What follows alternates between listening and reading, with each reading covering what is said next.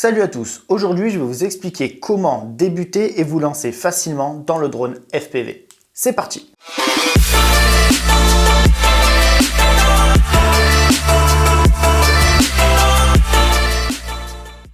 Alors déjà, qu'est-ce qu'un FPV? Un FPV veut dire First Person View.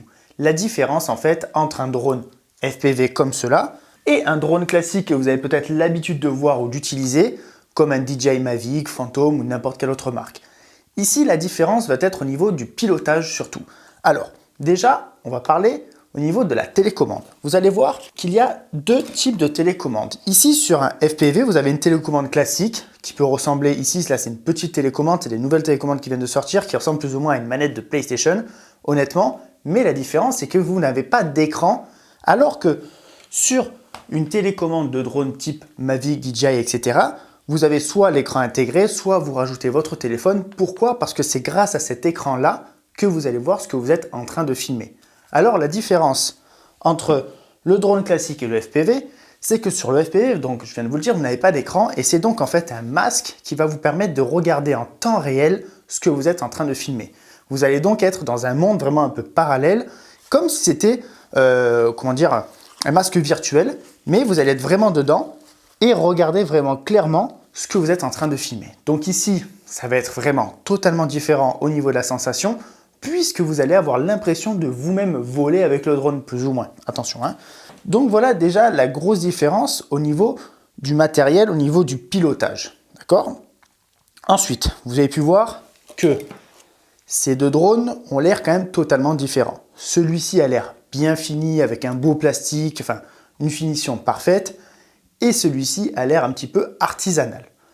Pourquoi? Parce qu'aujourd'hui encore, ce sont des drones en fait qu'on peut customiser soi-même. Ici, un drone comme ça, vous l'achetez et vous ne pouvez rien en faire à part juste l'utiliser comme il est. Alors que ce genre de drone, en fait, vous pouvez en quelque sorte, faire du tuning dessus. C'est-à-dire que vous pouvez changer beaucoup de choses et le monter à la carte. Ici, c'est donc un drone où on choisit ce que l'on veut. Par exemple, ici, moi j'ai choisi la base signature Vega HD, signature de mon ami Stéphane Couchou par exemple, et donc la marque Holy Shit. Ensuite, j'ai mis les moteurs d'une autre marque, les hélices d'une marque. J'ai mis tout un système DJI parce que ici, c'est donc un système DJI pour pouvoir piloter le drone, etc. Vous avez d'autres systèmes aussi de vision, donc il va falloir adapter ça par rapport aussi à votre matériel. Donc c'est un drone que vous montez ici à la carte.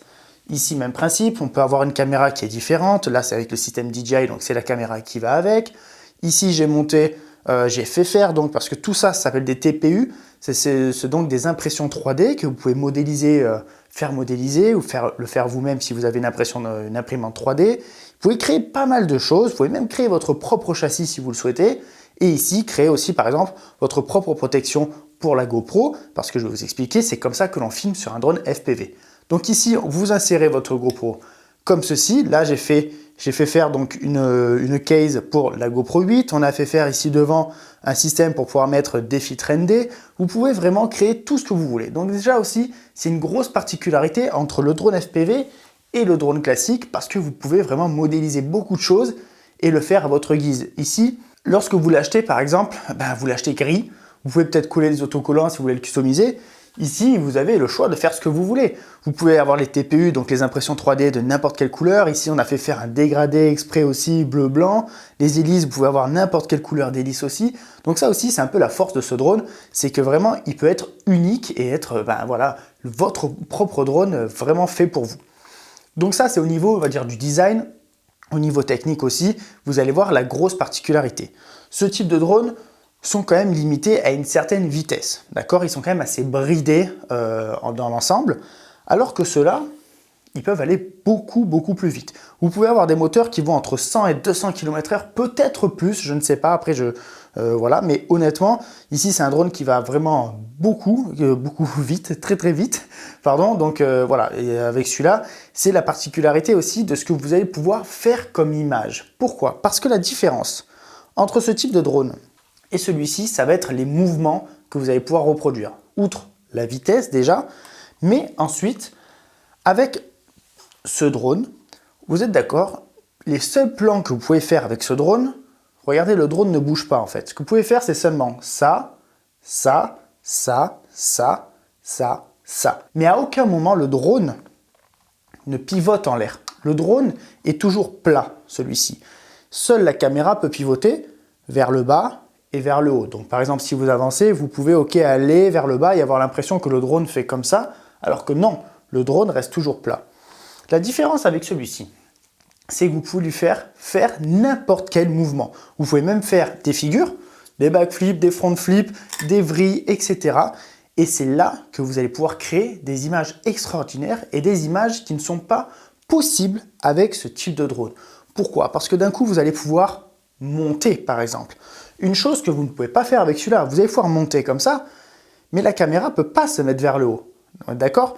Donc, alors que celui-là va juste faire comme ceci en filmant de face, celui-ci va pouvoir monter pour ensuite repiquer, tourner, etc. Et donc, en fait, il y a des mouvements à l'infini avec ce type de drone. Donc ça aussi, c'est la grosse particularité, ce que vous allez pouvoir créer esthétiquement avec ces drones. Pourquoi? Parce qu'à la base, ces drones, on appelle ça des racers, ce sont des drones donc, de course qui permettent en fait d'aller très très vite, d'où je vous ai dit la puissance des moteurs, etc. Mais pour faire des courses, passer dans les petits obstacles, etc. Donc à la base, c'était pas fait pour être un drone, pour faire de l'image, de la belle image. Mais maintenant, ils ont adapté ça et ils ont compris qu'on pouvait aussi faire de la belle image en fixant dessus une GoPro et en enregistrant ce que l'on faisait. Parce que la petite caméra qu'il y a devant, elle enregistre aussi ce que l'on fait. On peut l'enregistrer via le masque, ça ne s'enregistre pas ici, via le masque, mais c'est une qualité qui est assez réduite. Alors que là, vous pouvez filmer avec une GoPro, filmer en 4K, etc. Vous pouvez utiliser n'importe quel mode.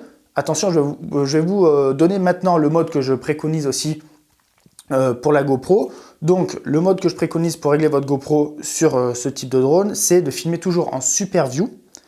Vous pouvez utiliser 4K 30 ou 2,6K 60 images secondes, ça dépend un peu de la GoPro que vous allez avoir, mais ce que je vous conseille de faire, c'est de filmer en Super View et surtout de ne jamais activer l'auto-smooth, l'hyper-smooth qu'il y a dedans, c'est-à-dire la stabilisation interne de la GoPro.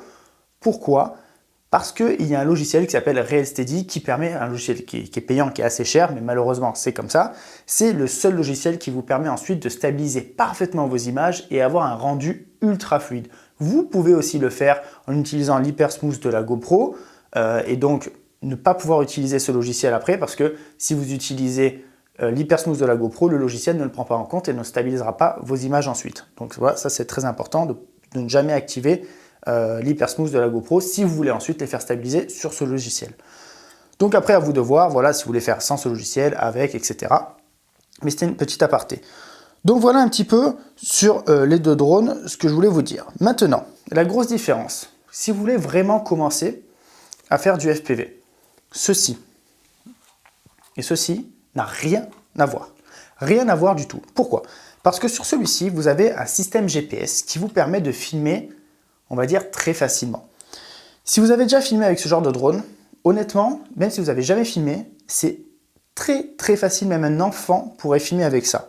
Après, ce qui est compliqué, c'est de faire des belles images, faire des beaux mouvements fluides en utilisant la caméra, en pivotant, en avançant, en montant, etc.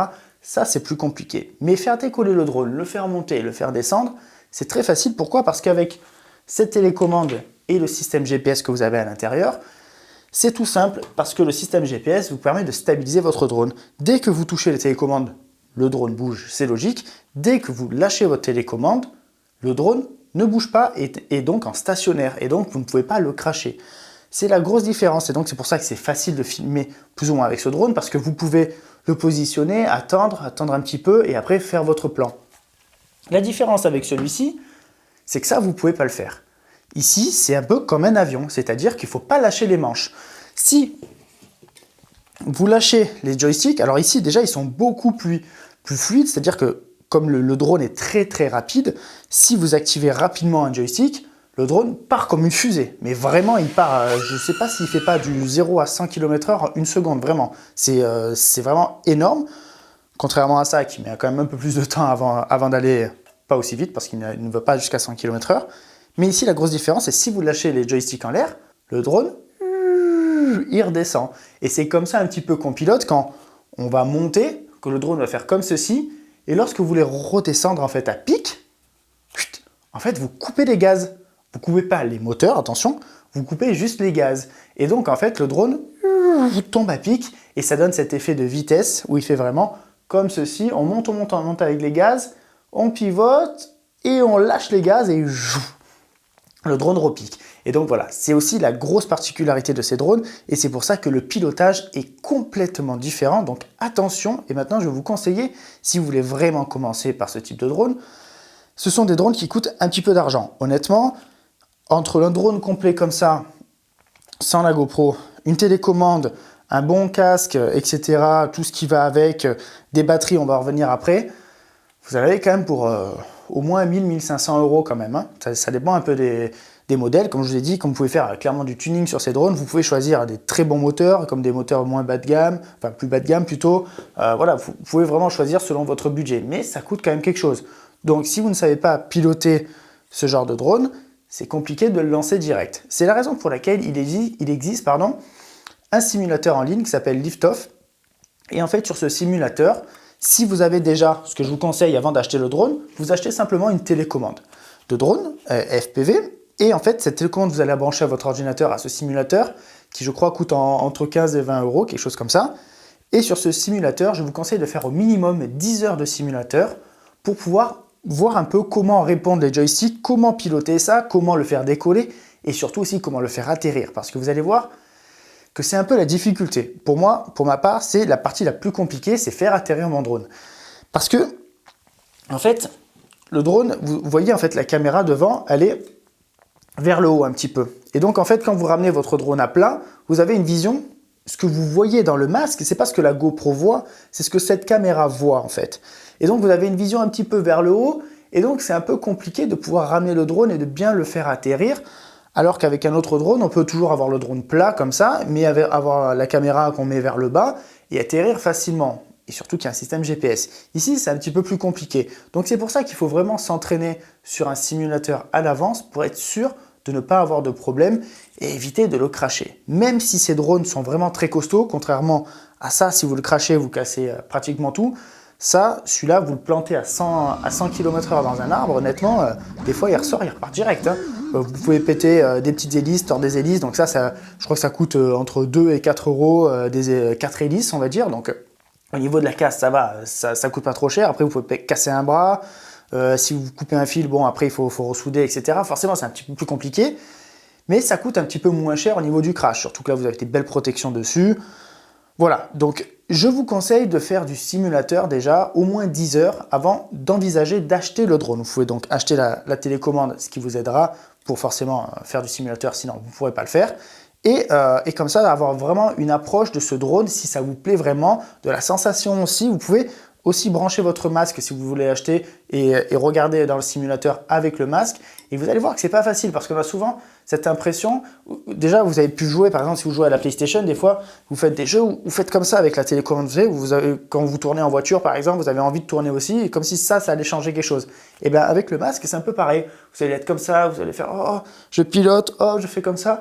Et vous allez avoir un peu la tête qui tourne au début. Vraiment, ça peut avoir, vous pouvez avoir des envies de vomir. Clairement, il y a des, moi, j'étais pas loin. J'en connais qu'on était pas loin aussi de vomir parce qu'au début, vraiment, ça fait tourner la tête d'avoir cette sensation de voir un peu le drone qui monte, qui descend, qui vrille. Vous pouvez faire des backflips. Vous allez voir que faire un backflip, c'est tout simple, hein, mais il faut le faire d'abord sur simulateur avant de cracher son drone pour rien.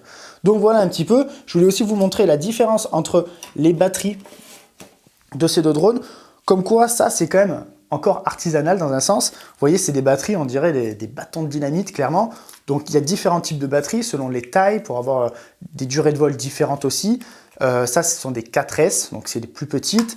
5S, il existe 6S, il existe aussi beaucoup plus grosses pour d'autres drones, par exemple. Et là, vous voyez que donc, ça, c'est une batterie de Mavic, par exemple. Vous voyez qu'elle est toute belle dans un plastique avec un petit bouton qui vous montre combien il reste de batterie, etc. Ici, sur ce genre de batterie, pour savoir, il faut le brancher tout simplement à un petit émetteur qu'on a, en fait, qu'on branche dessus et qui vous dit s'il reste de la batterie ou pas. Donc, voilà comment ça fonctionne un petit peu, ce genre de truc.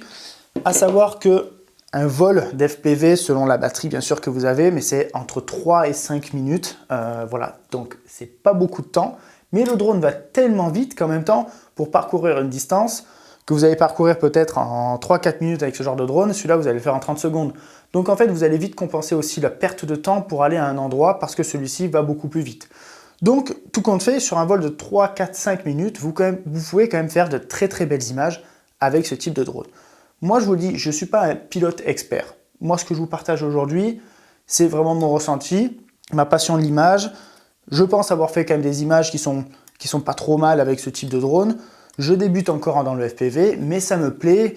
J'ai à mon sens cette fibre artistique qui me donne les idées de faire des plans et donc ça me facilite un petit peu la tâche. Et après voilà, il faut pratiquer. J'ai fait du simulateur, j'ai fait 10-15 heures de simulateur avant de lancer mon premier FPV. J'ai pas trop craché, j'ai jamais eu de crash grave parce que voilà, j'essaie de pas trop prendre de risques, même si bon, j'adore ça, j'en ai pris des risques même avec le Mavic et tout, mais voilà, c'est la passion de l'image. Donc là, ici, vous avez une petite idée un petit peu de à quoi ressemble le FPV si vous voulez vraiment vous lancer, les risques que vous prenez aussi. Attention, ça coûte quand même pas mal d'argent. Si vous le plantez et que vous le perdez dans la mer, par exemple, en plus, vous avez peut-être 400 € de GoPro dedans, plus la carte SD. Il faut faire attention. Ici, je voulais juste vous montrer aussi ce petit drone. Vous allez peut-être vous demander c'est quoi la différence. Ici, ça s'appelle un Cinewoop et ici, donc, un Racer. La différence, donc celui-là, vous le savez maintenant, c'est un drone qui va très très vite, qui fait plein de figures, etc. En gros, pour faire simple. Et ici, ce Cinewoop, c'est un drone, à la différence, qui va très très lentement. Ici, vous pouvez aussi faire des figures, vous pouvez aussi monter, descendre, etc. Mais la différence ici, vous avez pu voir, en fait, il y a des protections au niveau des hélices. Les hélices sont aussi un petit peu plus petites. Et en fait, ça permet donc d'aller tout doucement et de passer dans des endroits vraiment tout petits, étroits. Et donc aussi, si vous tapez, par exemple, un mur, etc., ben, ça vous évite de péter les hélices à chaque fois. Et donc voilà, vous avez ici un drone qui est en soi un petit peu plus solide dans le concept parce que ça vous évite de casser beaucoup de choses grâce à ses protections et puis du fait qu'il va beaucoup moins vite aussi. Voilà, mais ici le même principe, on a tout un système DJI avec la caméra qui est devant, là, donc là c'est juste hop, comme ça. La caméra dans laquelle vous allez pouvoir visionner exactement ce que vous filmez, la GoPro qui filme au-dessus et vous branchez la batterie au-dessus en fait, je vous montre un petit peu. Donc là, sur celui-ci, c'est du 4S par exemple, c'est un plus petit drone. Et sur l'autre, c'est du 5S. Donc voilà, vous mettez la batterie ici, bon, et après il s'allume, il est content. Voilà. Hop. Donc voilà comment ça fonctionne un petit peu. J'espère que cette vidéo vous aura au moins aidé à vous guider sur savoir un petit peu ce qu'est le FPV, enfin, la différence aussi entre un drone FPV et un drone classique. À savoir que voilà, c'est quand même deux choses différentes. Attention, c'est aussi un budget et on peut vite le cracher. Même si ces deux drones, ces deux pratiques sont quand même différentes, je vous conseille quand même d'avoir une base de drone avec ça. Pourquoi? Parce qu'au moins, vous allez avoir un peu ce toucher sur les joysticks que vous allez vite retrouver après dessus, même si c'est différent, même s'il y a les gaz, je vous ai expliqué. Mais bon, si vous avez déjà une bonne maîtrise de ça, vous allez avoir aussi voilà, cette sensation de connaître qu'est-ce qu'un drone, qu'est-ce qu'un élément en l'air, qu'est-ce que vous pouvez filmer, etc. Et ensuite, vous faites donc du simulateur pendant au moins 10 heures sur Liftoff avec une télécommande au minimum. Le casque, si vous voulez, pour avoir cette sensation et pas simplement votre écran. Attention, Liftoff, ça pompe un peu, donc sur l'ordinateur, il faut quand même un ordinateur qui avance un peu, ou alors vous allez devoir vraiment descendre la qualité du rendu. Et après, peut-être voilà, acheter un drone et vous lancer un FPV. Voilà, donc j'espère que cette petite vidéo vous aura plu, que vous avez pu apprendre pas mal de choses. N'hésitez pas si vous avez des questions, j'ai peut-être oublié quelques trucs. Mais voilà, je voulais essayer d'aller dans le bref, un peu, enfin plus ou moins dans ce qui est le plus important. Et je le répète, je ne suis pas pilote professionnel, mais voilà. C'était juste pour vous donner quelques infos si ça vous intéresse. Merci à tous et je vous donne rendez-vous dans la prochaine vidéo. Ciao!